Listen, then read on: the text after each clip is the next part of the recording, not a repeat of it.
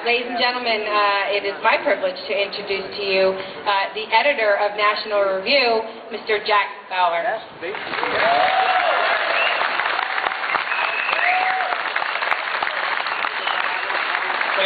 Thank you, Tanya. I must say, I'm the publisher of National Review. That's okay. Rich Lowry, who you probably much prefer seeing up here, he is the editor.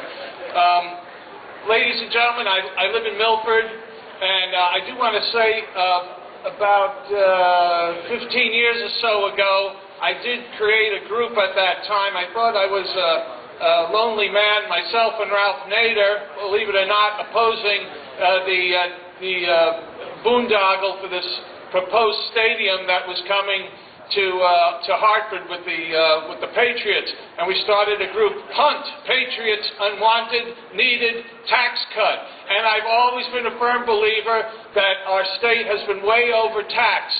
And if Connecticut was a television show, you'd probably find it along the lines of the Discovery Channel of Half-Ton Teen or one of these hoarder shows.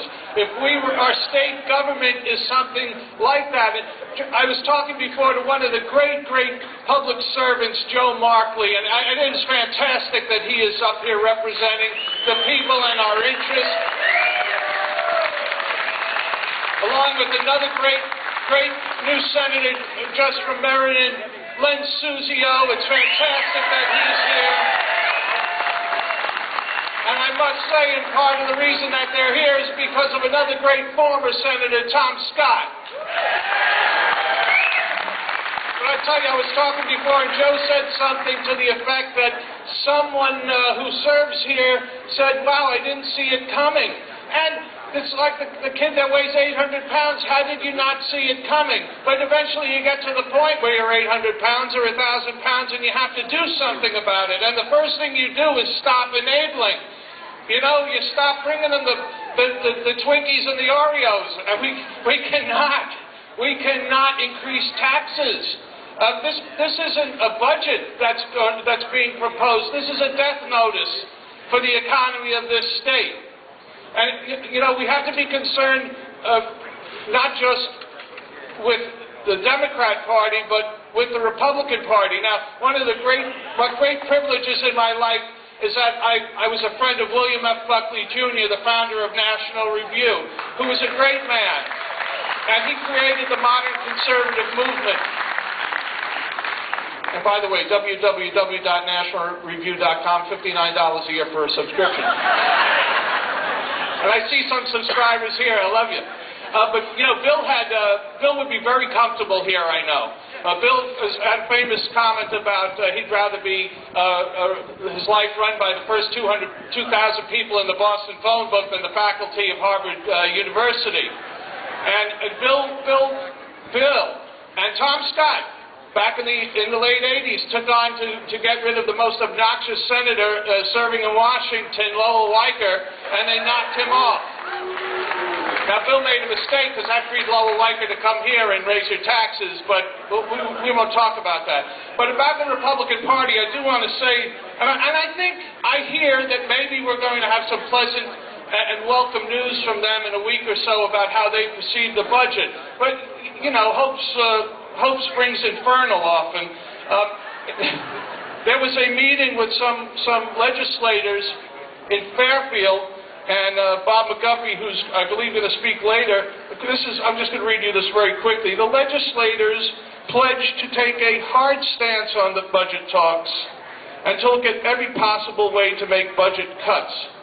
But none took up the challenge posed by Fairfield's Bob McGuffey, who asked them to refuse to vote for any tax increases.